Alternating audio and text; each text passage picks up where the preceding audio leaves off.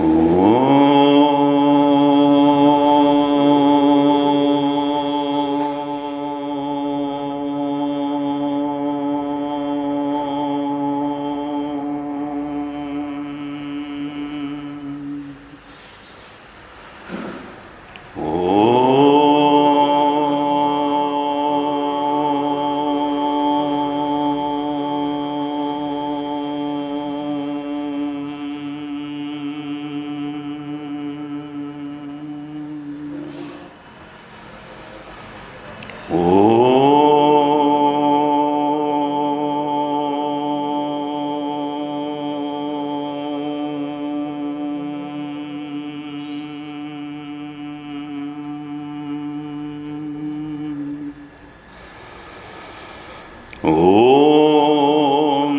सहना ववतु सहनौ भुनक्तु सह वीर्यं करवावहै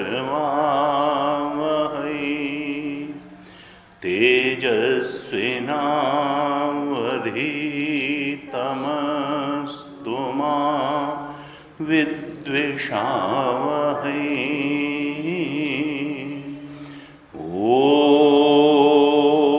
ॐ शान्ति शान्ति शान्तिः।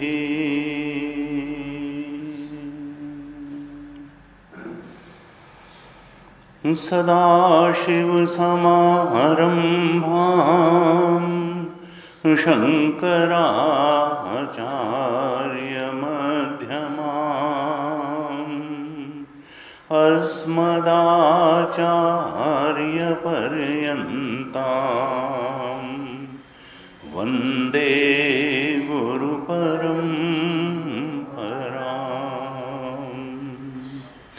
अज्ञानतिमिरान्धस्य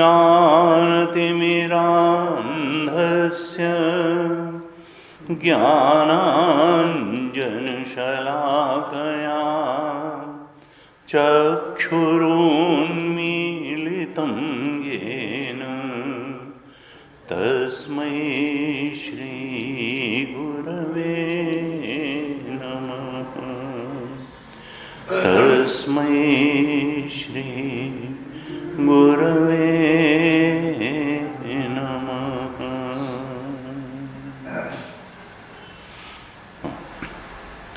शांति मंत्र का पाठ करते हैं।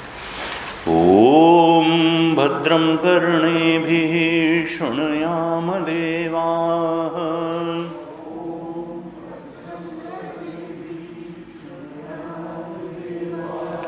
भद्रं पश्येमाक्षभिर्यजत्राः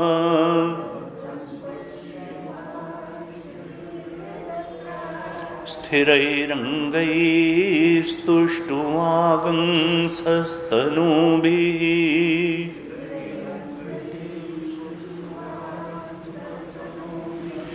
व्यशेम देवहितं यदायुः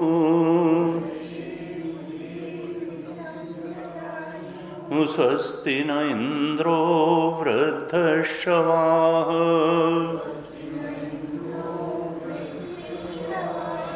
स्वस्ति नः पूषा विश्ववेदाः स्वस्ति नस्तार्क्ष्यो अरिष्टनेमिः स्वस्ति नो बृहस्पतिर्दधातु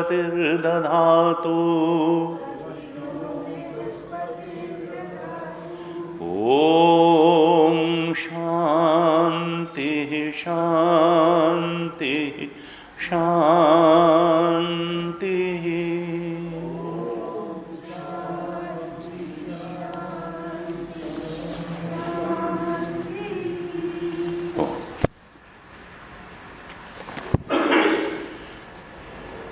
हालात शांति प्रकरण जो अंतिम प्रकरण है उसकी पहली कारिका से पाठ करेंगे, कुछ कारिकाओं को पाठ करेंगे।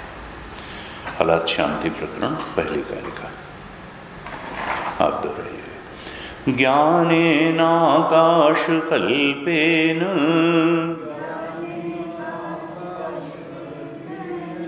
धर्मान्यो गगनोपमान्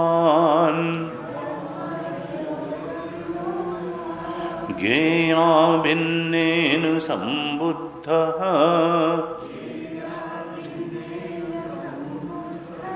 तं वन्दे द्विपदाम्बरम् अस्पर्शयोगो वै नाम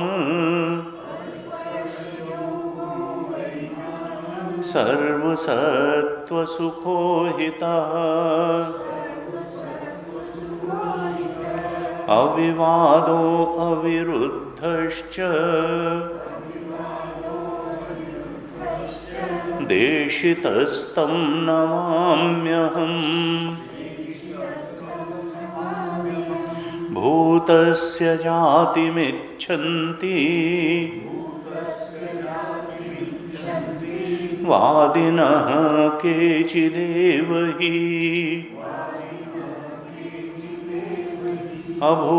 अभूतस्यापरे धीराः विवदन्तः परस्परम् भूतं न जायते किंचित् अभूतं नैव जायते विवदन्तो द्वयमाह्येवम् अजातिं ख्यापयन्ति ते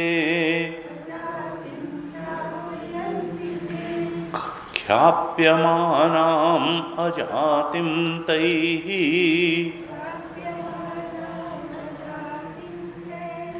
अनुमोदामहे वयम् विवदामो न तैः सार्धम् अविवादं निबोधत अजातस्यैव धर्मस्य जातिमिच्छन्ति वादिनः अजातो ह्यमृतो धर्मः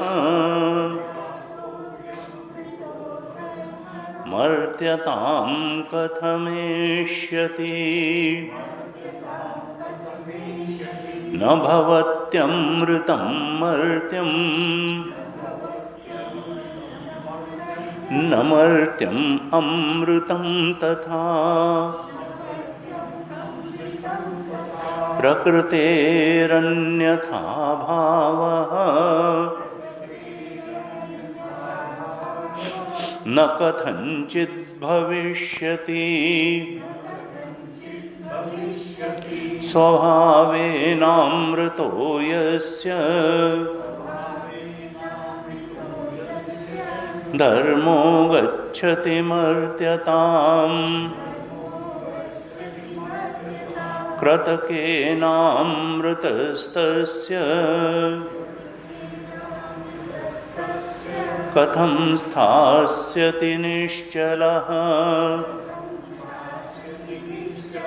सांसिद्धिकी स्वाभाविकी सहजा अकृता च या प्रकृतिः सेति विज्ञेया स्वभावं न जहाति या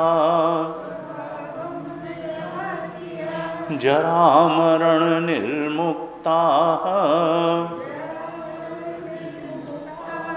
सर्वे धर्माः स्वभावतः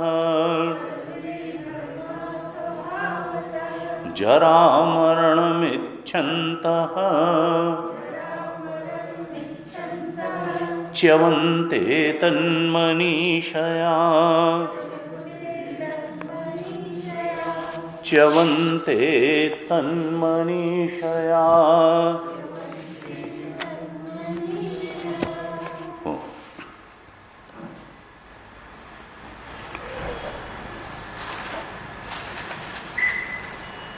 मांडुक्य उपनिषद पर चर्चा के क्रम में हमने आगम प्रकरण, वैतथ्य प्रकरण और अद्वैत प्रकरण, 3 प्रकरणों पर चर्चा पूरी कर ली है। अब अंतिम अलात शांति प्रकरण पर चर्चा करनी है। ये संसार, इसको जो है एक चक्र की तरह है, और ये चक्र माया का चक्र है।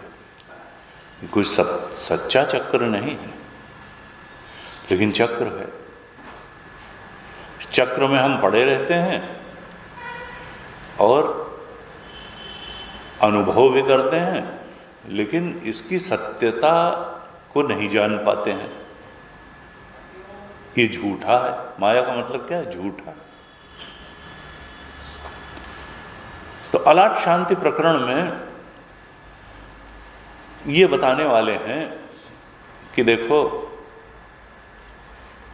ये जैसे एक अलात होता है, एक डंडे के सिरे पर कपड़ा बांध के उसमें तेल डाल करके आग लगाते हैं होली के दिनों में, लड़के उसको जोर से घुमाते हैं तो उसमें अनेक अनेक आकृतियां बन जाती हैं, कहीं चौकोर, कहीं गोल, कहीं आयताकार, कहीं लगेगा स्त्री, कहीं लगेगा।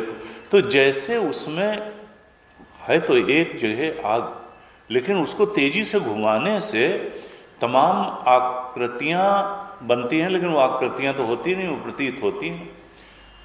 ऐसे ही इस संसार का जो चक्र है, इसमें तत्व रूप से तो आत्मा ही है। तत्व रूप से आत्मा है जो हमारा स्वरूप है, लेकिन उस पर अनेकता की प्रतीति होती है। ये जीव संसरण में पड़ा है, इस संसार में संसरण है।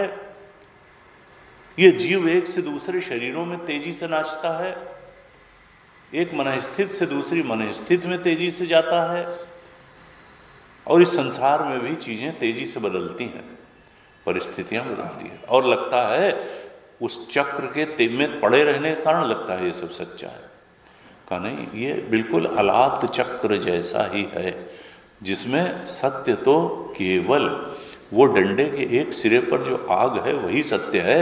आकृतियां सत्य नहीं है, अनेकता सत्य नहीं है, सत्य तो तत्व ही है, सत्य तो आत्मा। यही बात तो वैसे आगम प्रकरण में भी बताई, वैतथ्य प्रकरण में भी बताई, और अद्वैत प्रकरण में भी बताई। आगम प्रकरण में श्रुति जो कि परम प्रमाण है, उसका आधार लेकर के ये बात बताई कि देखो, प्रपंचोपशमन शांतम शिवम अद्वैतम सात्मा सविज्ञ। ये सब प्रपंच का जहां उपशम हो जाता है, शांत हो जाता है, वही तो आत्म तत्व है। वहां पर सारा व्यवहार होने पर भी वास्तव में कोई व्यवहार नहीं है। व्यवहार तो उसमें प्रतीति मात्र है, अनेकता उसमें प्रतीति मात्र है। वो तो शांत है, वो कल्याणकारी है, उसको जानना। वो अद्वैत है, वो हमारा आत्मा है, पर रूप से उसको नहीं जानते। जो पर है वो प्रतीति है, आत्मा ही सत्य है। शांतम शिवम अद्वैतम सा आत्मा सविज्ञ है, और वही जानने योग्य है। उसको जाने बिना इस अलात की शांति होगी नहीं, इस संसरण की शांति नहीं होगी। दूसरा, ये तो दुख का कारण है, ये शरीर दुख का कारण है, ये अंतःकरण दुख का कारण, ये दूसरा है। हमारा स्वरूप तो आत्मा ही है, सच्चिदानंद स्वरूप है। इसके अलावा जो भी है वो माइक है और दूसरा है, और लगता भले हो कि वो सुख का कारण है, लेकिन वास्तव में वो दुख का ही कारण है। हमने अद्वैत प्रकरण के अंत में एक साधना परक कारिका पर विचार किया था, जिसमें कारिकाकार ने कहा था कि दुखम सर्वम अनुस्मृत्य काम भोगान निवर्तयेत। ये जीव कामनाओं की पूर्ति करने के पीछे जीवन भर कहीं भटकता रहता है या पागल रहता है, क्योंकि उसके दिमाग में ये बैठा हुआ है कि कामना की पूर्ति द्वारा ही सुख प्राप्त हो जाएगा। जिस सुख की उसको तलाश है, उसने ये मान लिया है कि कामना पूर्ति द्वारा उस सुख की प्राप्ति हो जाएगी, इसलिए वो कामनाओं की पूर्ति, पढ़ाई के द्वारा तो कामनाओं की पूर्ति, परिवार के द्वारा तो कामनाओं की पूर्ति, धन अर्जन द्वारा तो कामनाओं की पूर्ति, सब जगह कामनाओं की पूर्ति। और शास्त्र कहता है त्यागे नैके अमृतत्वम आनशु। इन कामनाओं के त्याग से तुम उस सुख को प्राप्त कर सकते हो जिसकी तुमको तलाश है। कामना पूर्ति करके तुम उस सुख को पा नहीं पाओगे जिस सुख की तुमको तलाश है। बल्कि कारिकाकार ने तो कह दिया सर्वम दुखम अनुस्मृत्य। ये जिसको तुम सफलता मानते हो, जिसको तुम मानते हो कि देखो संसार में चाहे जो उपलब्धि होगी वो अंत में दुख देने वाली होगी। दुखम सर्वम अनुस्मृत्य काम भोगान निवर्तयेत। कहा ये जो कामनाओं की पूर्ति और भोग, संसार में अनेक भोगों की जो प्राप्ति है, इनके पीछे दुख ही मिलेगा। ये देखने की दृष्टि, गहरी दृष्टि हे साधक तुम जुटाओ।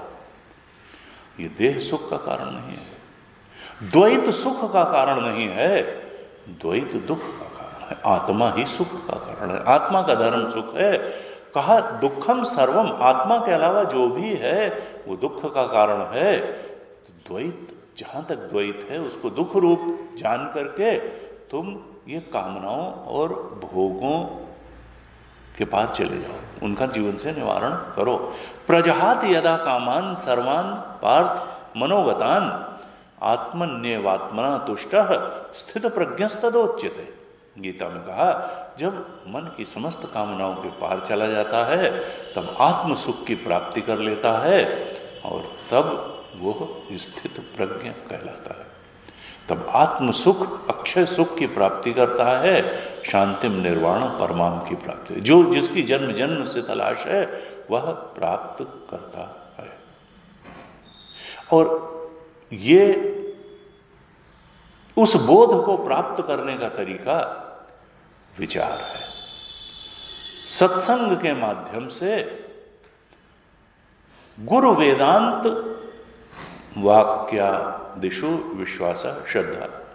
शास्त्र और गुरु के वाक्यों में विश्वास हो तो श्रद्धावान लभते ज्ञानम। गुरु के वाक्यों में विश्वास हो, उपनिषद के वाक्यों में विश्वास हो, श्रद्धा हो तो फिर ऐसा व्यक्ति श्रद्धावान लभते ज्ञानम, उस आत्मबोध को उपलब्ध हो जाता है। नान्य पंथा विद्यते अनाय। उपनिषद में कहा और कोई मार्ग नहीं है, और कोई मार्ग नहीं है। अगर हम समझते हैं कि योग मार्ग है तो एक संत ने कहा कि देखो ये शरीर को स्वस्थ रखना जीवन का लक्ष्य नहीं हो सकता है। ठीक है, आसन करेंगे, शरीर को स्वस्थ रखना अच्छा है, लेकिन वो जीवन का लक्ष्य नहीं हो। जीवन का लक्ष्य तो आत्मबोध ही होगा, सर्वोच्च सुख की प्राप्ति ही होगी। क्यों? क्योंकि टेररिस्ट जो है बहुत शारीरिक रूप से स्वस्थ होता है, शारीरिक रूप से बहुत। शरीर का स्वस्थ होना जीवन के सच्चे लक्ष्य का बोध करा देगा, ये कोई गारंटी नहीं है। वो कहते थे भाई आज तक देखा कोई टेररिस्ट आया हो, उसने कहा कि भाई सर्वाइकल स्पॉन्डिलाइटिस वाली बेल्ट बांध करके आया हो और कहा हो कमर में थोड़ा दर्द है, भाई आओ हमको जरा पकड़ लो, उसको मारना है तो फिर हम अपनी कार्बाइन चलाएंगे।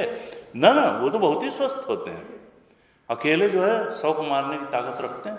लेकिन क्या उन्होंने जीवन का लक्ष्य का उनको बोध है? उस मार्ग पे चल पाए। तो शारीरिक स्वास्थ्य से आपने सब कुछ जीवन में जो करना था कर लिया, ये बात नहीं हो सकती है। बिल्कुल भटक सकते हैं जीवन के लक्ष्य से अगर सत्संग नहीं मिला। गुरु वेदांत वाक्य, अगर उपनिषद की शरण में नहीं गए, सदगुरु की शरण में नहीं गए, सदशास्त्र के, तो केवल स्वास्थ्य जीवन की समस्या का निवारण नहीं कर सकता, संतोष नहीं दे सकता, सुख नहीं दे सकता। अब दूसरी बात, योग को छोड़ करके आता है भक्ति। तो कहते हैं देखो, तुम भले उसको भक्ति कहो, लेकिन असल में अधिकतर लोगों की जो भक्ति होती है वो एक लिस्ट ऑफ डिमांड होती है भगवान के सामने। डिवोशन इज नथिंग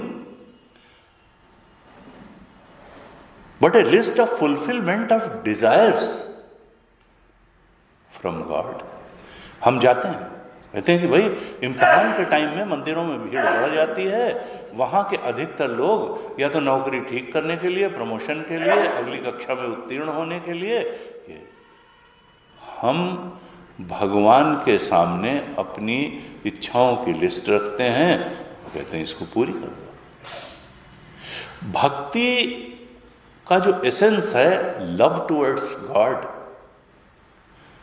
संतों ने कहा कि देखो, जब तक भगवान के प्रति प्रेम नहीं होगा तब तक केवल उनके सामने अपनी इच्छाओं की लिस्ट रखना और उनका कीर्तन करना वो नहीं होगा।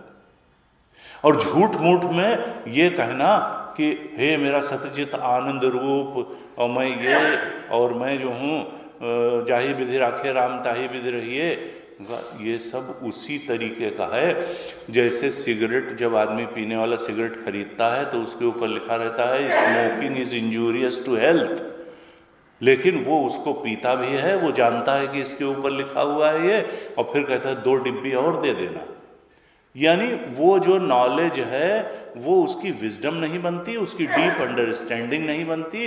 इसलिए खाली मुंह से कीर्तन करते रहने से कुछ भी अज्ञान का नाश होने वाला नहीं है, आध्यात्मिक बोध में प्रतिष्ठा मिलने वाली नहीं है।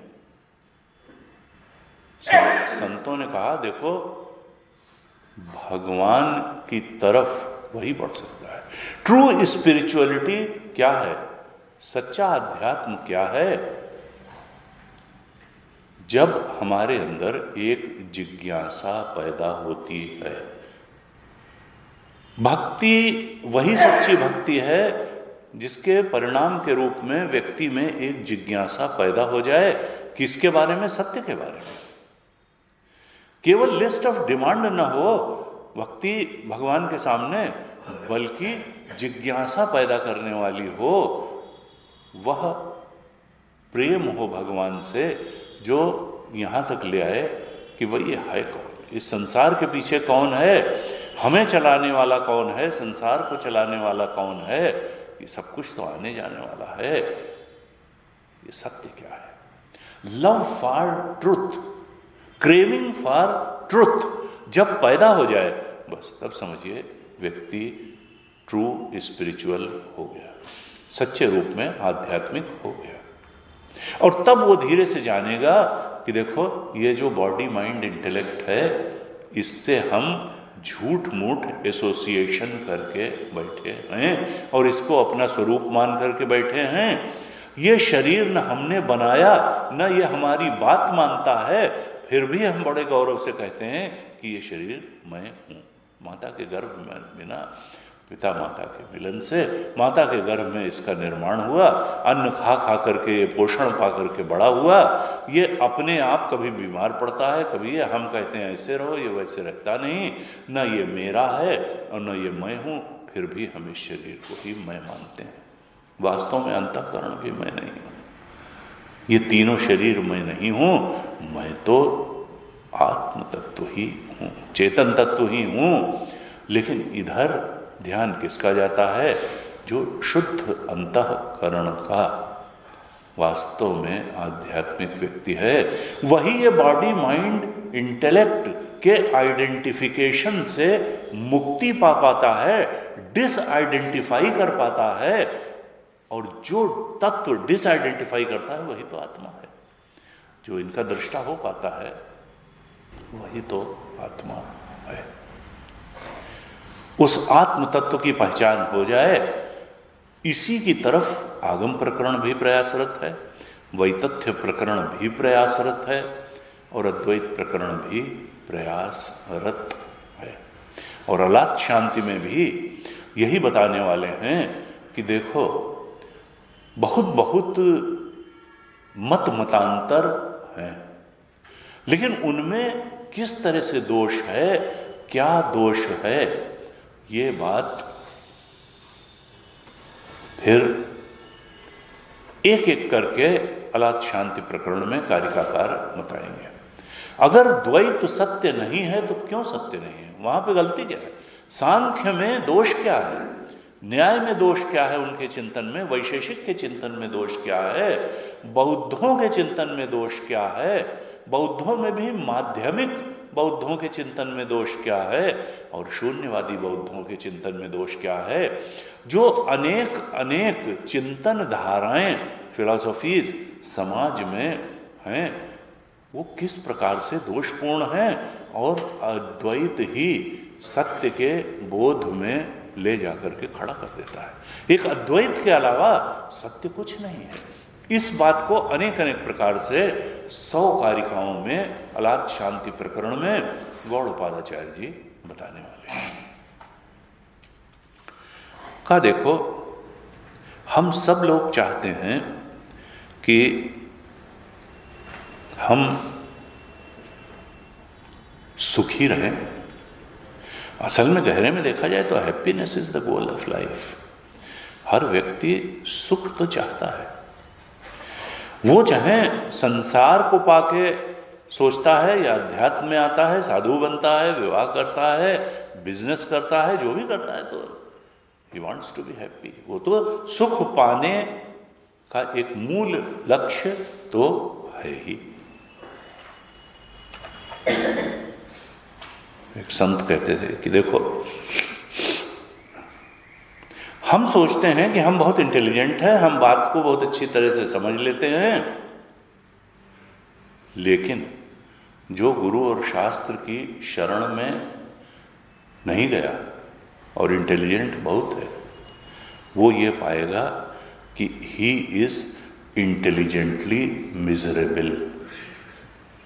वो बहुत बौद्धिक रूप से दुखी है, इंटेलिजेंटली मिजरेबल है, और कुछ नहीं होगा। इंटेलिजेंस कुछ देने वाली नहीं है, केवल वो इंटेलिजेंटली मिजरेबल रहेगा अगर उसने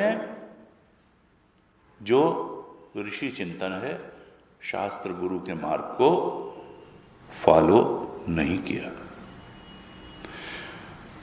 और कहते हैं कि जो मिजरेबल है वो वास्तव में स्पिरिचुअलिटी के पाथ को फॉलो कर ही नहीं सकता है। स्पिरिचुअलिटी के पाथ को वही फॉलो कर सकता है जो अंदर से प्रसन्न है, समता। इसीलिए तो साधन चतुष्टय कहते हैं।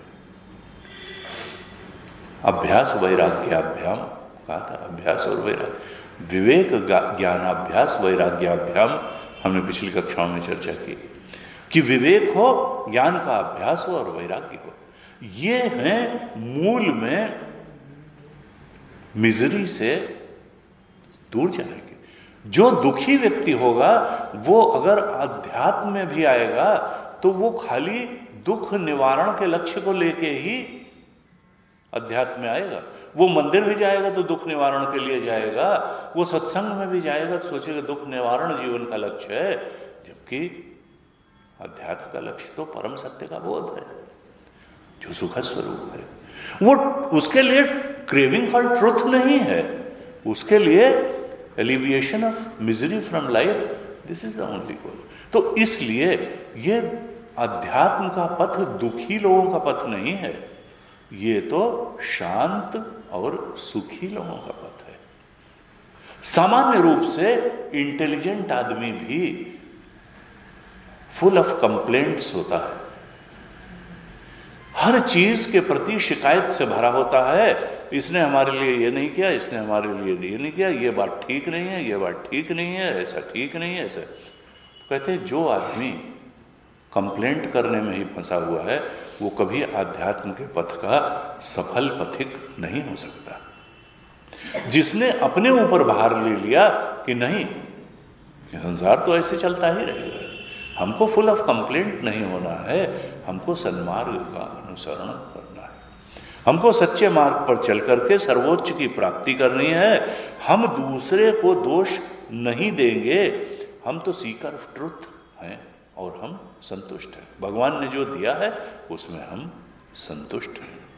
यानी ये अध्यात्म का पथ किसके लिए पूरी तरह से खुला हुआ है? One who is living at zero complaint level, जिसका कंप्लेंट का लेवल जीरो है, जो जिसको किसी बात से कोई शिकायत नहीं है, किसी पर्सन से कोई शिकायत नहीं है, किसी परिस्थिति, संतुष्ट है। कहा जो इस जीरो कंप्लेंट लेवल पे रह रहा है वास्तव में वही हैप्पी है, वही सुखी है। जब तक कंप्लेंट से व्यक्ति भरा हुआ है तब तक हम नहीं कह सकते कि वो सुखी है। यहां पर जो अध्यात्म का पथ है वो निश्चित रूप से दो चरणों से होकर के आगे बढ़ता है। एक है कि जो बाधक तत्व हैं उनको जीवन से हटाया जाए और जो साधक तत्व हैं उनको जीवन में लाया जाए। आध्यात्मिक ज्ञान के दो पक्ष हैं। Spiritual knowledge has two aspects. One aspect is aspect of rejection, जो चीज बाधक है उसको हटाया जाए, रिजेक्ट कर दिया जाए जीवन से। और दूसरा second is aspect of assertion, जो चीजें साधक हैं उनको ले आया जाए, जो आध्यात्मिक पथ की साधक चीजें हैं उनको जीवन में ले आया जाए। तो कहा देखो स्पिरिचुअलिटी का मूल क्या है? मूल तो चिंतन ही है। हमारी नॉलेज मियरली नॉलेज न रहे, सुपरफिशियल नॉलेज न रहे कि हमने गीता के इस श्लोक का अर्थ भी जान लिया, हमने उपनिषद के इस जो है मंत्र का अर्थ भी जान लिया, कारिका का भी जान लिया, मुंडक भी पढ़ लिया, हमने कठोपनिषद भी पढ़ लिया, हमने सब पढ़ लिया ना। मियर नॉलेज विल नॉट डू। वो उसी तरह से रहेगा जैसे सिगरेट की डिब्बी पर लिखा हुआ, वो सिगरेट पीने वाला पढ़ लेता है कि smoking is injurious to health और फिर 5 डिब्बी और पीता है। उसी तरीके से हम अर्थ जान करके भी वही करते रहेंगे जो कर रहे हैं। इसलिए knowledge should be converted into wisdom. Wisdom कब बनती है नॉलेज? जब हम जीवन में उन मूल्यों को उतारना प्रारंभ करते हैं। और जो सीकर होगा, सीकर वही है जो कुछ उसने शास्त्र में पढ़ा है, गुरु के मुख से सुना है, जो स्टडी को अपने जीवन में अप्लाई करता है। जो अप्लाई नहीं करता है वो फिर रीडर हो सकता, उसका ज्ञान प्रोफेसर जैसा है। सीकर इसलिए नहीं सीख करता है कि इसको हम भी आगे किसी को बताएंगे, उसको बताने में इंटरेस्ट नहीं है। उसको उस ज्ञान को जीवन में उतार करके फिर अंदर से उस बोध में प्रतिष्ठित हो करके और उस आनंद का बोध प्राप्त करने में रुचि है। वो ये नहीं है कि हमने एमए कर लिया, पीएचडी कर लिया, अब हम भी यूनिवर्सिटी में प्रोफेसर हो गए, किसी और को हम भी पढ़ा देंगे। वहाँ से हम करके चले आए सिद्धवाड़ी से कोर्स और अब हम भी यहाँ बैठ करके प्रवचन झाड़ देंगे ना। Then you are not seeker, आप केवल लेक्चरर हैं, आप जो है रीडर है, प्रोफेसर है, जो भी है। सीकर वही है जो दूसरे को बताने में रुचि नहीं रखता, जो कुछ उसने जाना है नॉलेज के रूप में उसको अपने जीवन में उतारने में रुचि रखता है, तो उसकी नॉलेज फिर विजडम में कन्वर्ट हो जाती है और वो विजडम डीपर अंडरस्टैंडिंग में कन्वर्ट हो जाती है। तब जाकर के वो उसकी बात हो जाती है। वो किताब में लिखी बात नहीं होती, वो उसकी बात होती है, और तब उसके जीवन में आध्यात्मिक उन्नति आती है। बाकी भाई ये जो जिज्ञासा है, जो चिंतन है, स्पिरिचुअलिटी का मूल तो यही है कि हम इस बात को गहराई से समझ जाएं कि शरीर हम नहीं हैं, ये माइंड हम नहीं है, ये सेंसेस, ये इंद्रियां हम नहीं हैं, ये बुद्धि हम नहीं है, हम तो सच्चिदानंद स्वरूप आत्मा है। लेकिन केवल बार बार रटने से नहीं होगा, जिसे हम केवल भजन गाने से नहीं होगा सच्चिदानंद स्वरूप मेरा, इसका बोध करना होगा। तो ये कुछ बातें हैं जो हमने आगम प्रकरण, वैतथ्य प्रकरण और अद्वैत प्रकरण तीनों में ही सीखी। पिछली कक्षा में हमने कुछ कारिकाओं के माध्यम से थोड़ा सा एक व्यू लिया था कि अभी तक हमने क्या पढ़ा उसका। तो वैतथ्य प्रकरण की 2-3 कारिकाओं पे हमने विचार किया था। थोड़ा सा उसके आगे आज वैतथ्य प्रकरण और अद्वैत प्रकरण की कुछ कारिकाओं के माध्यम से थोड़ा सा और देख लें जो महत्वपूर्ण थी। हमारे ख्याल से वैतथ्य प्रकरण की 9 और 10 कारिका हमने देखी थी। वैतथ्य प्रकरण की ही 12वीं कारिका क्या कहती है? वैतथ्य प्रकरण की 12वीं कारिका है, कल्पयति आत्मना आत्मानम आत्मा देवः स्वमायया स एव बुध्यते भेदान इति वेदांत निश्चय। यह आत्मा,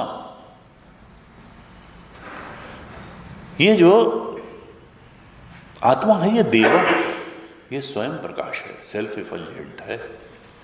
इंद्रियों में जो चेतना है ये तो आत्मा से आई है, शरीर में चेतना आत्मा से आई है, बुद्धि में चेतना आत्मा से आई है। वो श्रोत्र से श्रोत्रम मनसो मनोयत वाचो वाचम सब प्राणस्य प्राण, प्राण का भी प्राण वो है। कान को सुनने की सामर्थ्य वो देता है, मन को चिंतन की सामर्थ्य वो देता है, आंख को देखने की सामर्थ्य वो, सामर्थ्य केवल उसकी है क्योंकि सत्य वही है। ये जो स्वयं प्रकाश आत्मा है ये अपनी माया से अपने आप में अपने को ही कल्पित करता है। माया का मतलब क्या है? झूठ। जो कल्पना है वो झूठी है, लेकिन कल्पना करने वाला झूठा नहीं है, ये ध्यान रखें। नहीं तो फिर हम बौद्ध में कि शून्यवाद में पहुंच जाएंगे। अधिष्ठान झूठा नहीं होता, अध्यास झूठा होता है। यह शरीर झूठा है, इंद्रियां झूठी हैं, मन झूठा है, लेकिन आत्मा झूठा नहीं है। रज्जु झूठी नहीं है, रज्जु सच्ची है। सर्प, डंडा जिस रूप में वो अध्यासित हो रही है, प्रतीत है, वो प्रतीतियां झूठी हैं, लेकिन अधिष्ठान झूठा नहीं है। उपनिषद का बहुत स्पष्ट निरधिष्ठान नहीं है, न जगत निरधिष्ठान है, न जीव निरधिष्ठान है, न ईश्वर निरधिष्ठान है। अधिष्ठान तो है, सबस्ट्रेटम तो है। तो वो आत्मा, आत्मदेव, आत्मा अपनी माया से अपने आप में अपने को ही अनेक रूप में कल्पित कर देते हैं।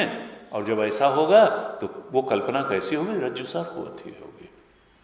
जैसे रज्जु, और असल में तो वो अज्ञानी की दृष्टि में ही कल्पना होगी, रज्जु की दृष्टि में कल्पना नहीं होगी कि हम डंडा हैं, कि माला है, कि वो छिद्र हैं, या हम सांप हैं।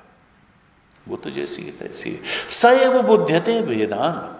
फिर कहता है कि जीव रूप में ये आत्मा ही भेदों को अनुभव करता है। यही वेदांत का निश्चय है।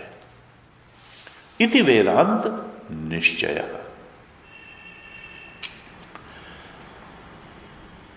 कल्पना करने वाली माया है, लेकिन माया भी अगर सत्य अधिष्ठान न हो तो कल्पना नहीं कर सकती। अधिष्ठान सत्य है। रज्जु सत्य है, सर्प सत्य नहीं है। जब तक निगाह में सर्प सत्य है तो रज्जु को उसका कारण बताया जाएगा। असल में रज्जु कारण वारण भी नहीं है, क्योंकि सर्प है ही नहीं। होता तो कोई कारण भी होता है। संसार नहीं है, जीव नहीं है, जीव उतना ही सत्य है जैसे प्रतिमान सर्प, और जीव और जगत दोनों वैसे ही सर्पवत सत्य है। इसलिए कारण की कोई बात ही नहीं है, सत्य तो आत्मा ही है। इति वेदांत निश्चय, यही वेदांत का निश्चय है। 12वीं कारिका में यह बताया। 17वीं कारिका में क्या कहते हैं? अनिश्चिता यथा रज्जु अंधकारे विकल्पिता सर्पधारादिभिर्भावैः तद्वत् आत्मा विकल्पिता। जब अंधकार होता है और रज्जु का रज्जु के रूप में निश्चय नहीं हो पाता है, दिखाई नहीं दे रहा साफ, तब वही रज्जु कभी सर्प के रूप में दिखाई देती है, कभी धारा के रूप में दिखाई देती है, डंडे भूछिद्र के रूप में दिखाई दे सकती है, वैसी दिखाई देती है जैसी वो है नहीं। यह है विकल्पनाएं। सत्य का बोध नहीं होता तो विकल्पनाओं के रूप में वही रज्जु दिखाई देती। जब आत्मा का बोध नहीं होता तो जीवों की अनेकता के रूप में वही आत्मा दिखाई देती है, या जगत की अनेकता के रूप में दिखाई देती है। ये जो विकल्पनाएं हैं, ये तत्व का स्वरूप निश्चित न हो पाने के कारण है। रज्जु आत्मा का स्वरूप निश्चित न हो पाने से हम जीव के रूप में उसको अनुभव करते हैं, जगत के रूप में, ईश्वर के रूप में अनुभव करते हैं, जबकि है तो आत्मा। 18वीं कारिका में क्या कहा? निश्चितायाम यथा रज्ज्वाम विकल्पो विनिवर्तते। जब रज्जु के रूप में निश्चय हो जाता है रज्जु का, तो जितने भी विकल्प हैं वो सब समाप्त हो जाते हैं, सब समाप्त हो जाते हैं। रज्जु एव इति च अद्वैतम तद्वत् आत्म विनिश्चय। यह रज्जु ही है और इसमें कोई विकल्प नहीं है। इस प्रकार से जब अधिष्ठान रज्जु का निश्चय हो जाता है, कहा इसी प्रकार से जब आत्म तत्व का निश्चय हो जाता है, तब सारी जो जीव जगत ईश्वर की विकल्पनाएं हैं, अनेकता की विकल्पनाएं हैं, वो समाप्त हो जाती हैं। कारिकाकार कहना चाहते हैं कि ये जो अनेकता है जीव की, जगत की, ये विकल्प रूप है, ये सत्य नहीं है। सत्य तो आत्मा ही है, उसका निश्चय होना चाहिए। आत्मा की अद्वितीयता का निश्चय हो जाना चाहिए, अधिष्ठान का निश्चय हो जाना चाहिए। तब मालूम पड़ेगा कि जो भी अनेकता थी वो अध्यास ही थी। ये 18वीं कारिका में कहा। हम देखते हैं 31वीं कारिका में क्या कहा, 31st कारिका।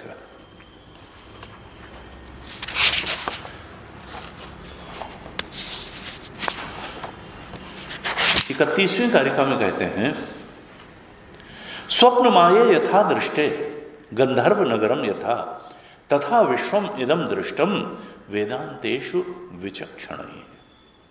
ये वैतथ्य प्रकरण असल में युक्ति प्रधान प्रकरण था। युक्ति के द्वारा समझाया गया था कि ये आत्मा के अलावा जो कुछ भी है वो मिथ्या है। उसमें युक्तियां क्या ली गई थी? दृश्यत्वात्। जैसे स्वप्न में दृश्य मिथ्या है, ऐसे जागृत का दृश्य भी मिथ्या है। एक युक्ति ये ली गई थी दृश्यत्वात्। एक लिखी गई थी जिसका प्राग भाव होता है, प्रध्वंसा भाव होता है, जो पहले नहीं होती, बीच बाद में नहीं होती, वो बीच में भी नहीं होती, वो चीज दिखाई देती है खाली। तो ये भी युक्ति ली गई। ऐसे कई युक्तियों द्वारा स्वप्न का दृष्टांत लेकर के और विशेषों ऐसे जो है द्वैत प्रपंच को मिथ्या सिद्ध किया था युक्ति से। लेकिन फिर परम प्रमाण तो श्रुति है, श्रुति परम प्रमाण है। तो कहा वेदांतेषु विचक्षण। जो वेदांत को तत्व से जानने वाले हैं, विचक्षण ही हैं, उनको ये विश्व कैसा दिखता है, ये जगत कैसा दिखता है, कहा स्वप्न माये यथा दृष्टे, ये उनको ये स्वप्न जैसा दिखता है। मोह निशा सब सोवने, देखा ही सपन अनेक प्रकारा, ये जग जामिनी जागहि जोगी। जो जोगी हैं, जो इस जग की जामिनी में जागते हैं, जो वेदांतेषु विचक्षण ही हैं, उन्हें ये विश्व स्वप्न जैसा दिखता है, या माया निर्मित गंधर्व नगर सा दिखता है। गंधर्व नगरम यथा तथा विश्वमिदम दृष्टम, ये विश्व जो वेदांत के वृक्ष, जो बोध में स्थित हैं, उनको ये जागृत भी स्वप्न ही दिखती, गंधर्व नगर जैसी दिखती है, स्वप्न की स्वप्न माया निर्मित दिखती है, गंधर्व नगर जैसी दिखती है, ये विश्व स्वप्न जैसा दिखता है। कहा ये जगत के प्रति श्रुति की दृष्टि है। जो ज्ञानी हैं वो इस द्वैत दृश्य प्रपंच के मिथ्यात्व को स्पष्ट देखते हैं। ये 31वीं कारिका में कहा। 32वीं कारिका में क्या कहा? बड़ी महत्वपूर्ण कारिका थी ये। कहा न निरोधो न चोत्पत्ति न बद्धो न च साधका न मुमुक्षुर न वै मुक्तः इति एषा परमार्थता। न निरोधो न च उत्पत्ति है।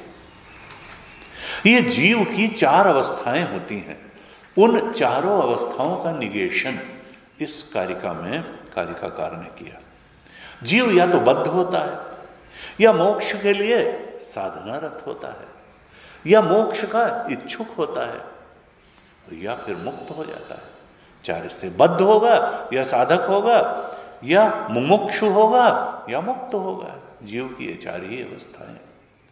कहा ये चारों अवस्थाएं मिथ्या है। और न निरोधो न चोत्पत्ति है।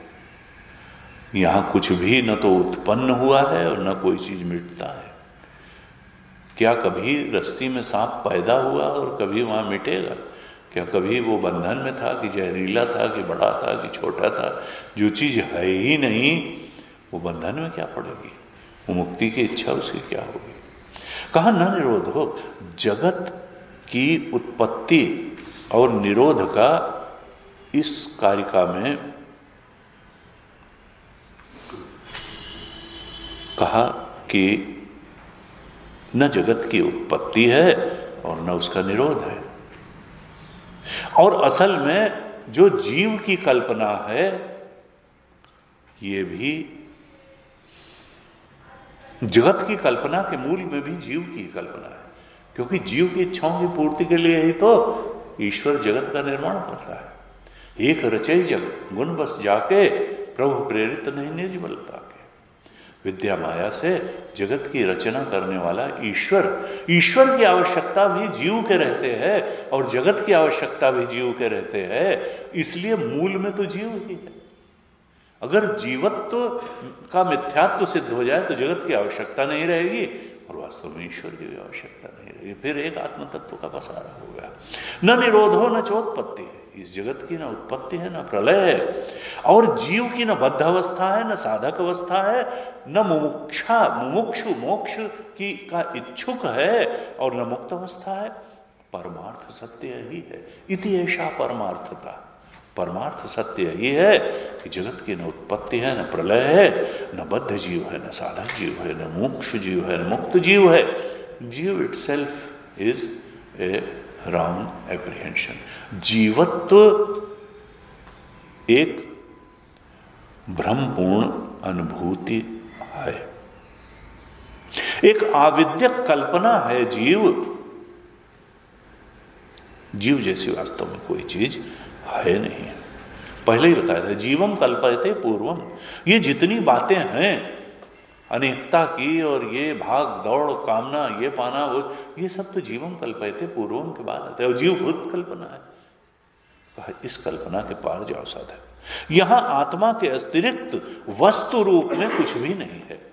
परमार्थता कुछ नहीं है। इति ऐसा परमार्थता ये बताया। 32वीं कारिका में ये बताया। 34वीं कारिका में क्या कहते हैं? 34वीं कारिका में कहा न आत्मभावेन न इदम न स्वेन कथंचन न पृथक न अपृथक किंचित इति तत्वविदो विदु।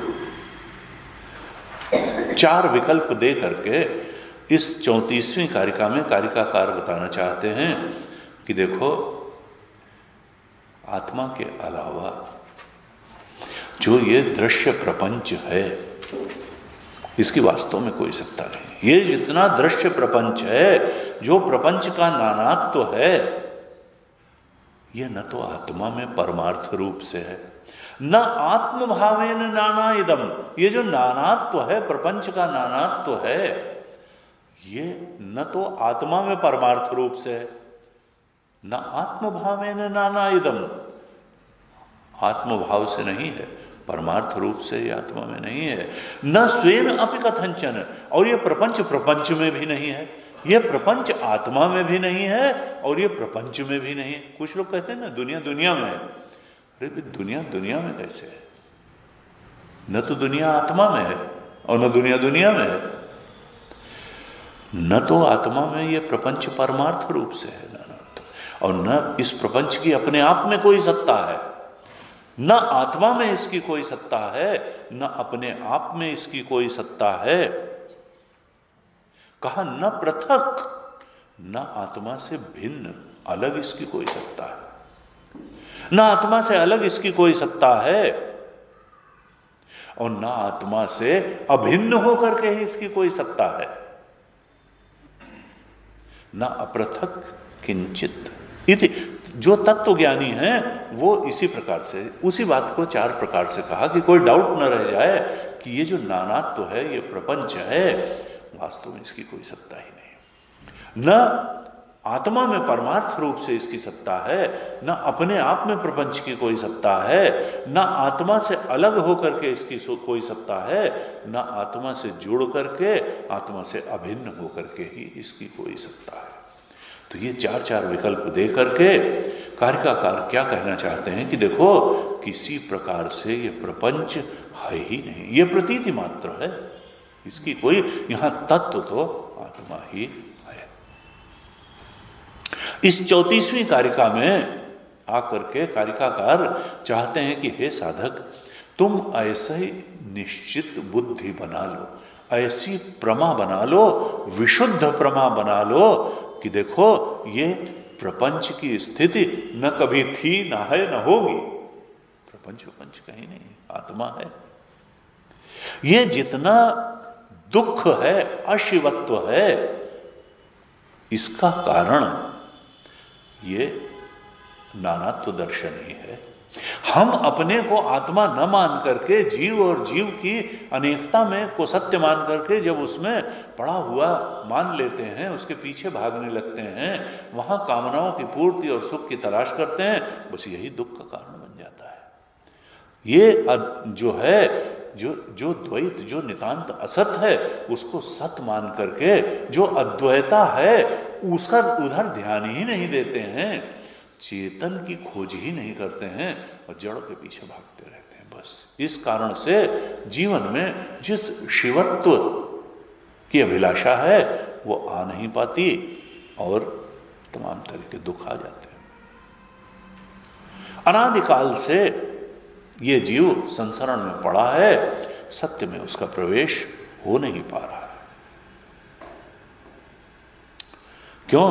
क्योंकि नानात्व में फंसता है, जिसकी सत्ता परमार्थ रूप से है नहीं, स्वतंत्र रूप से भी नहीं है। ऐसे ये 34वीं कारिका में बताया। 35वीं कारिका में क्या कहते हैं? थोड़ा साधना परक ये कारिका है 35वीं कारिका। इसमें तत्व का निरूपण भी किया और साधना की 3 बातें बताई और तत्व के बारे में भी 3 बातें बताई 35वीं कारिका में। साधना के बारे में क्या बताया? वीत राग भय क्रोध ही। देखो, उस बोध में प्रतिष्ठित होने के लिए जो बहिरंग साधना है वो पुष्ट होनी चाहिए। बहिरंग साधना का मतलब क्या है? राग, भय और क्रोध, इन 3 से साधक को ऊपर उठना चाहिए। वीतराग भय क्रोध है। मालूम क्या जरा ऐसी बात में क्रोध करना, आसक्ति, राग क्या करना। जो चीज है नहीं उससे राग क्या करना, जो चीज है ही नहीं उसको पाने या उसमें बाधा पाने छोड़ने पे क्रोध क्या करना। राग भय और भयभीत क्या होना। जो चीज मिली है ही नहीं वो क्या मिली और क्या चली जाएगी। कहा वीत राग भय क्रोध है। ये वीत राग भय और क्रोध ये बहिरंग साधना पुष्ट होनी चाहिए। और मुनि भी, दूसरा क्या है, मुनि का मतलब क्या है, मनन सामर्थ्य, यानी विवेक जागृत होना चाहिए, विवेकी होना चाहिए। देखिए ये इस बोध में प्रतिष्ठित होने के लिए विवेक की बड़ी आवश्यकता है। मननशील होना चाहिए। जिसने चिंतन नहीं किया, मनन नहीं किया, नॉलेज को विजडम नहीं बनाया, विजडम को डीपर अंडरस्टैंडिंग नहीं बनाया, फिर वो बोध में प्रतिष्ठित नहीं हो पाएगा। कहा वीत राग भय क्रोध है। ये बहिरंग साधना पुष्ट हो और विवेकी हो, मुनि भी हो। और देखिए जब तक एक सच्चा प्रमाण नहीं मिलता तो ज्ञान कहां से सच्चा मिलेगा। और परम प्रमाण क्या है, श्रुति, वेद। तो जब तक प्रमाण नहीं उपलब्ध होगा तो अगर मननशील भी है और बहिरंग साधना भी पुष्ट है तो सच्ची बात मालूम कहां से पड़ेगी। तो कहा इसलिए वेद पारगई भी होना चाहिए। उपनिषद में क्या कहा जा रहा है वो बात एकदम ठीक तरह से मालूम होनी चाहिए। वेद बात तो तीन बताया, बहिरंग, वीतराग भय क्रोध भी हो, मुनि भी हो, विवेकी हो, मनन की सामर्थ्य हो और वेद का प्रमाण भी उपलब्ध हो, उपनिषद का प्रमाण भी हो, वेद पारगई भी हो। ये तीन प्रकार के अधिकार अगर साधक के अंदर होंगे तो फिर वह तत्व को जान लेगा। तत्व को किस प्रकार से जानेगा, दूसरी पंक्ति में बताया 35वीं कारिका की कि एक तो वो ये जानेगा तत्व को कि वो निर्विकल्प है। ये जो अनेकता और अनेक विकल्पों के, जीव अनेक हैं, जगत अनेक है, इसमें नानात्व न, ये सब विकल्प है, वो तत्व को निर्विकल्प रूप से जानेगा। और प्रपंचोपशम, वो ये भी देख लेगा कि उस तत्व में सारे प्रपंच का उपशम हो जाता है, वहां प्रपंच नाम की कोई चीज नहीं है, वो तो एक अखंड सर्वव्यापक सत्य है। और तीसरी बात क्या देखेगा उसमें कि वो अद्वय है, वहां द्वैत नाम की कोई चीज नहीं है। वो तत्व को इन तीन विशेषणों वाला जानेगा। निर्विकल्प है वो तत्व, प्रपंचोपशम है वहां पर, और वो अद्वय है। ये जो तीन अधिकारित्व वाला साधक होगा, जो वीतराग भय क्रोध ही होगा, जो मुनि भी होगा, वेद पारगई होगा, वो तत्व को इस प्रकार से जान लेगा कि तत्व तो निर्विकल्प है, वहां सारे प्रपंच का उपशम है और वो अद्वय है। इस प्रकार से ये 35वीं कारिका में साधना की बात थोड़ी बताई। 36वीं कारिका में क्या कहते हैं, तस्माद एवं विदित्वैनम अद्वैते योजयेत स्मृतिम अद्वैतम समनुप्राप्य जड़वल्लोकम आचरेत। यहां कारिकाकार कहते हैं कि अद्वैत तत्व को एवं विदित्वा, मनमानी ढंग से मत जानना, एवं विदित्वा, इस प्रकार से। किस प्रकार से, जैसा 35वीं कारिका में बताया तत्व का कि वो निर्विकल्प है, वो प्रपंचोपशम है और अद्वय है। एवं विदित्वा एनम अद्वैते, अद्वैत तत्व को कारिका 35 के अनुसार जान करके फिर क्या करे, योजयेत स्मृति में, उस अद्वैत में ही अपने मन को लगाए, बार बार यह निश्चय को दृढ़ करे कि नहीं अद्वैत ही सत्य है, प्रपंच सत्य नहीं है। अद्वैत को जाने, वहीं पर अद्वैत में ही मन को लगाए और अद्वैतम सम अनुप्राप्य, इस अद्वैत के बोध में भली प्रकार से जब स्थित हो जाए तब फिर उसका बहुत प्रदर्शन न करेगी, मैं तो ब्रह्मज्ञानी हूं और देखो भाई ये, और तुम सब लोग तो ऐसे ऐसे ना, जड़वल्लोकम आचरित, जड़वत आचरण करे, अर्थात अपने ब्रह्मबोध का बहुत प्रदर्शन करता हुआ न घूमे। ये कहा, ऐसा क्यों कहा, क्योंकि जब हम किसी चीज को का प्रदर्शन करने लगते हैं, ख्यापन करने लगते हैं, तो कर्ता भाव को मानो सींचते हैं, फिर से कर्ता भाव। साधु तब तक भय करे जब तक पंजर साथ। वो कर्ता भाव को हो सकता है कहीं से जो है पानी मिल जाए। कहा इसलिए प्रदर्शन जो है वो अहंकार से संबंध रखता है। प्रदर्शन न करे अपने बोध का, जड़वल लोकमाचरित। यहां कारिकाकार ने एक तरह से यह भी हिंट किया कि अब साधना का समय गया, अब कोई कर्तव्य भी नहीं है, अब जड़वल लोकमाचरित। अब आपको कोई साधना नहीं करनी है, सारी कर्तव्यता जो है समाप्त हो गई। अब न कर्म आपके लिए कर्तव्य रहा, न भक्ति से कर्तव्य, न ज्ञान कर्तव्य रहा, अब तो बोध में स्थित हो गए, कोई कर्तव्यता नहीं है। जड़वल लोकमाचरित। वही शास्त्र जो एक समय कर्तव्य बताता है, कहता है तुम कर्म करो, किसी को कहता है तुम भक्ति करो, किसी को कहता है तुम सत्संग करो, गुरु की शरण में जाओ। कभी कहता है कि ब्रह्मचारी के, कभी गृहस्थ के कर्तव्य, वानप्रस्थ के, संन्यास। एक समय कहता है ना अत्याश्रमी बन जाओ, एक समय कहता है ब्रह्मचारी को शिखा सूत्र धारण करो, और संन्यास में कहता है शिखा सूत्र का त्याग कर दो। तो शास्त्र यहां पर कहा जड़वल लोकमाचरित, अब तुम्हारा कोई कर्तव्य नहीं रहा। इस वैतथ्य प्रकरण की अंतिम 38वीं कारिका में क्या कहते हैं?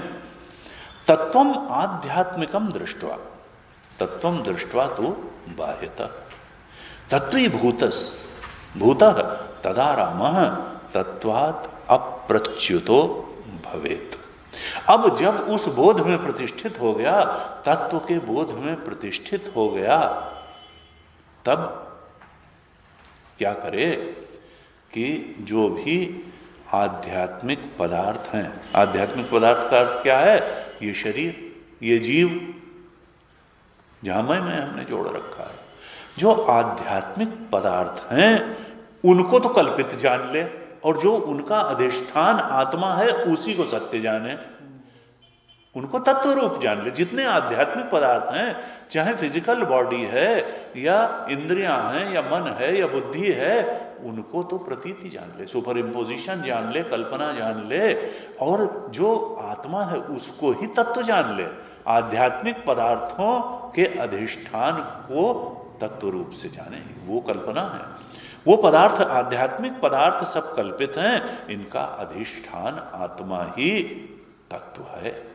तो आध्यात्मिक पदार्थों का जो अधिष्ठान तत्व है उसको भी जान ले, और तत्वं दृष्ट्वा तो बाह्यता, ये जो पृथ्वी, वायु, आकाश, जो जगत की अनेकता है, जो बाह्य पदार्थ हैं, इनको भी कल्पित जान ले, और इनके अधिष्ठान में वही तत्व आत्म तत्व है, इस बात को भी जान ले। आध्यात्मिक पदार्थों को भी कल्पित जान ले और बाह्य पदार्थों को भी कल्पित जान ले। आध्यात्मिक पदार्थों का भी अधिष्ठान आत्म तत्व को जान ले, और बाह्य पदार्थों का भी अधिष्ठान आत्म तत्व को ही जान ले। इस तरह से तत्व में ही स्थित हो जाए। तत्वीभूतः तदारामः, तत्वीभूत होकर के तत्व में ही रमण करने वाला हो जाए। तत्वात् अप्रच्युत, और फिर उससे प्रच्युत न हो, उस बोध से डिगे नहीं, हटे नहीं, प्रच्युत न हो, च्युत न हो। ये भगवान कृष्ण का एक नाम अच्युत है, इसीलिए है कि वो अपने ब्रह्म स्वरूप के बोध से च्युत नहीं होते, हटते नहीं है, इसलिए उनका नाम अच्युत है। यहां कहा अप्रच्युतो भवेत्, तत्वीभूता, एक तत्व को ही सत्य जान करके निर्विकल्प जो अद्वय आत्म तत्व है उसको जान करके उसी में रमण वाला हो जाए, और फिर उस स्थिति से, तत्वबोध की स्थिति से अप्रच्युत हो भवेत्, डिगे नहीं। ऐसे ही वैतथ्य प्रकरण का समापन इस 38वीं कारिका में किया। अब वैतथ्य प्रकरण का, अब अद्वैत प्रकरण में देखते हैं। अद्वैत प्रकरण की तीसरी कारिका में क्या कहते हैं? घटादिवच्च संघातैहि जातौ एतन् निदर्शनम, घटादिषु प्रलीनेषु। ये तीसरी कारिका में कहते हैं अद्वैत प्रकरण की, आत्मा ही आकाशवत् जीवैहि घटाकाशैः इव उदिता। ये जो आत्मा है, सिंपल सिंपल चीजें हैं, आप लोग पढ़ ही चुके हैं इसको। जो आत्मा है वो आकाशवत है, और इसमें जो जीव की उत्पत्ति है वो घटाकाश के समान है। आत्मा ही आकाशवत, आत्मा तो आकाशवत है, और घटा का जीव जो है घटाकाशई इव उदिता, इसमें जीवों की उत्पत्ति घटाकाश की तरह होती है। कहा घटादिवच्च संघातई, ये जो संघात है, संघात का मतलब ये फिजिकल बॉडी और सेटल बॉडी, ये जो संघात है ये घट के समान है। ये घड़े के अंदर, जैसे घड़े के अंदर आकाश होता है, ऐसे ही इन घटों के अंदर जो चेतन है, चेतन आकाश घटाकाशवत है। ये जीव अवच्छेदवाद का दृष्टांत एक प्रकार से लिया, सब बताने के बाद कि न घट सत्य है, न घटाकाश सत्य है, न जगत सत्य है, सब बता चुके हुए तत्व, फिर भी समझाने के लिए घटाकाश अवच्छेदवाद का दृष्टांत देके कारिकाकार समझा रहे हैं। नहीं तो क्या जरूरत थी, बात तो हो ही गई थी। लेकिन बताते हैं कि देखो घट के समान ये देह संघात है और घटाकाश के समान ये जीव की उत्पत्ति है।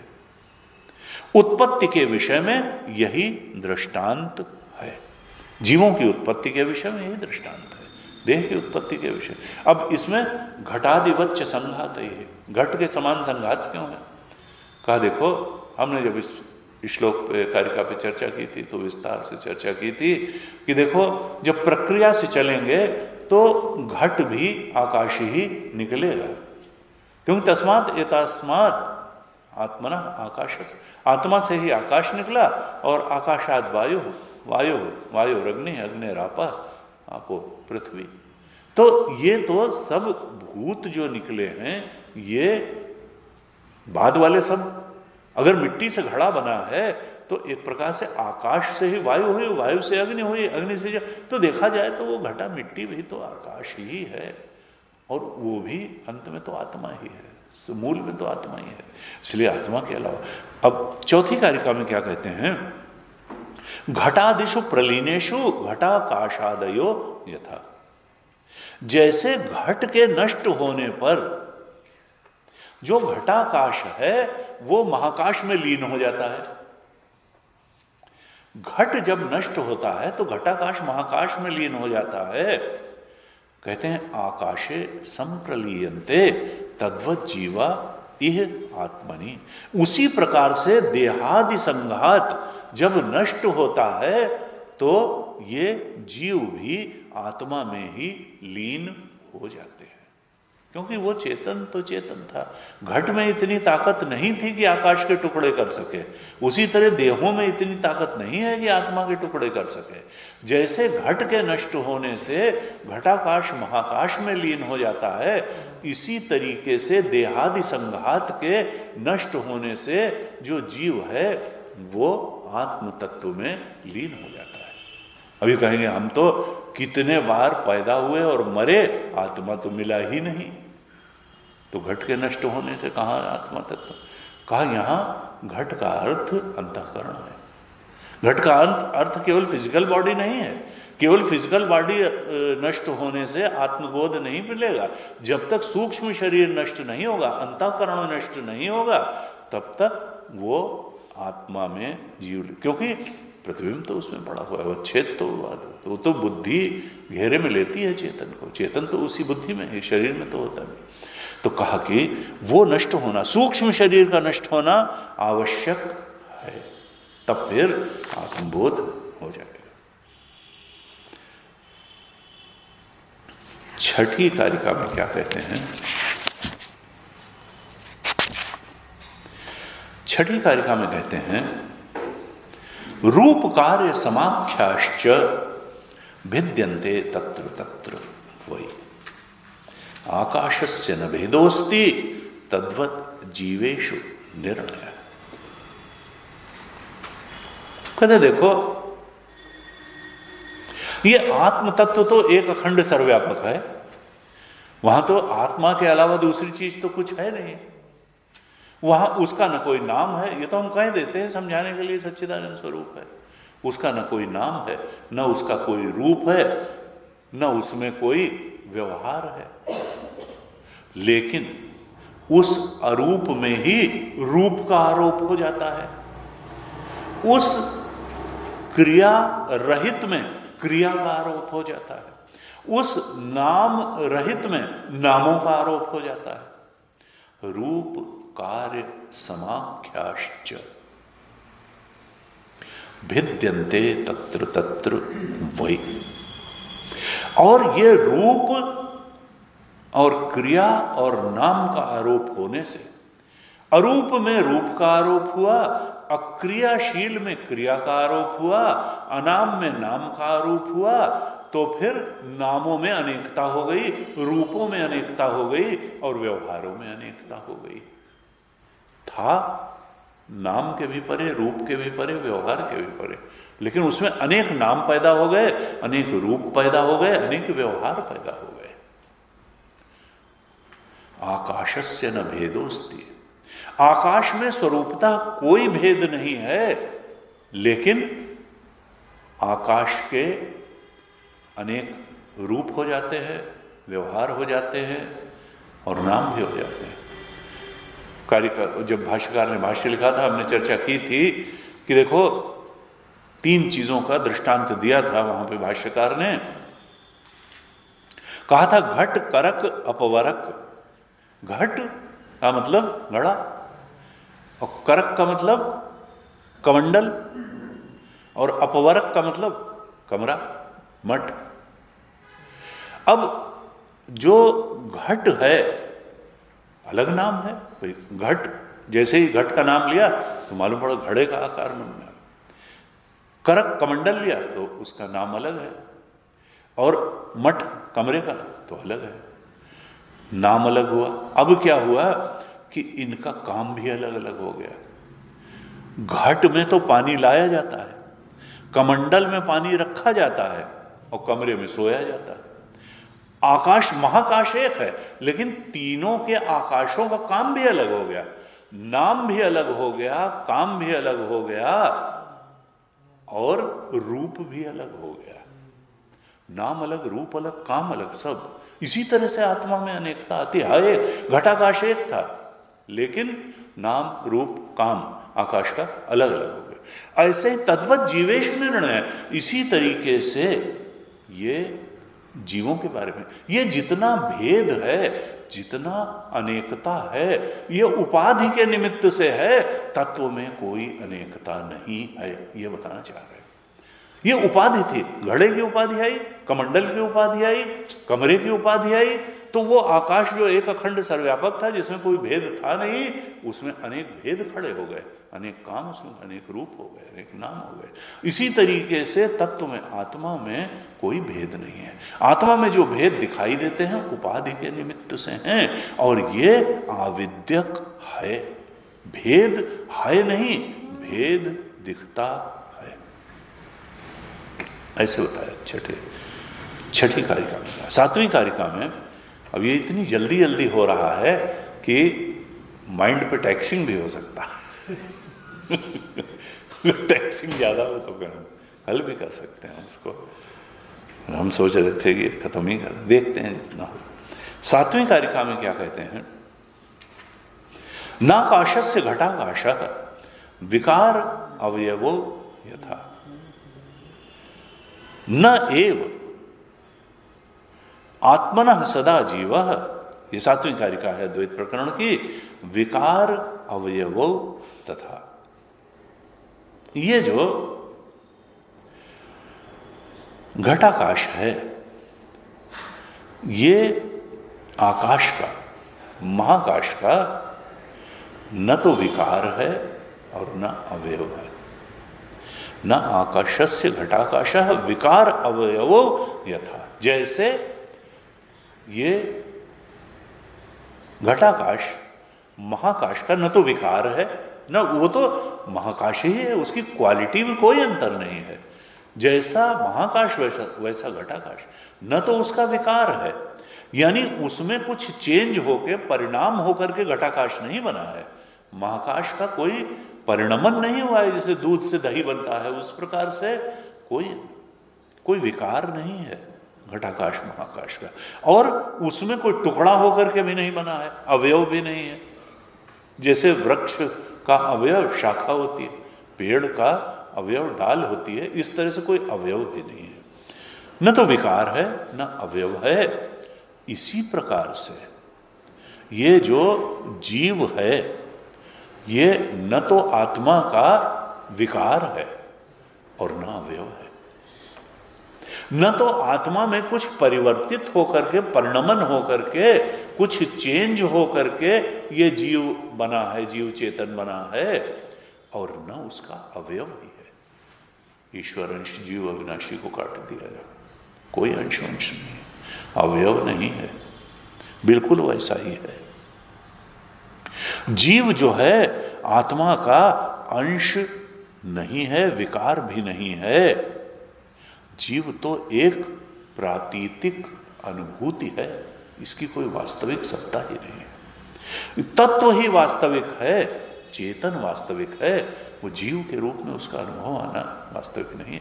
आकाश है, घटाकाश उस समय भी उतना ही महाकाश है जिस समय हम उसको घट पर दृष्टि होने के कारण घटाकाश के रूप में अनुभव कर रहे हैं।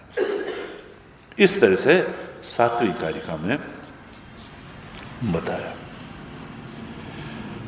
10वीं कारिका में क्या कहते हैं? संघाता स्वप्नवत सर्वे। ये जितने संघात हैं, देह आदि संघात हैं, ये सब स्वप्न के समान हैं। आत्म माया विसर्जिता, और ये माया से ही रचे हुए। वो माया किसकी है? निश्चित रूप से ब्रह्माश्रय माया, आत्मा की ही माया। ये जो देहादि संघात हैं, ये सब स्वप्न के समान हैं, माया से ही रचे हुए हैं। कहा आधिक्य सर्वसाम्यवा न उत्पत्ति ही विद्यते। इनमें ये नहीं कहा जा सकता कि कोई संघात जो है वो बहुत श्रेष्ठ संघात है, बहुत उत्कर्ष को प्राप्त हुआ संघात है, और न तो इनकी ऊंचाई नीचाई कुछ करी जा सकती है, और इनमें समानता का भी कोई हेतु नहीं है। क्योंकि जो झूठी चीज है, स्वप्न के संघात जैसे है, तो उसमें किसको कहा जाए कि ये श्रेष्ठ है? वहां कुत्ते का जो शरीर दिख रहा था वो भी झूठा था, स्वप्न में मनुष्य का शरीर भी झूठा था, वहां जो युवा था वो भी झूठा था, जो वृद्ध था वो भी झूठा था, नाटा भी झूठा था, लंबा भी झूठा था। क्या कहें कि कौन श्रेष्ठ था और कौन कनिष्ठ था? और समानता का भी क्या हेतु बताएंगे सामने? नहीं, सबकी आत्मा वही थी।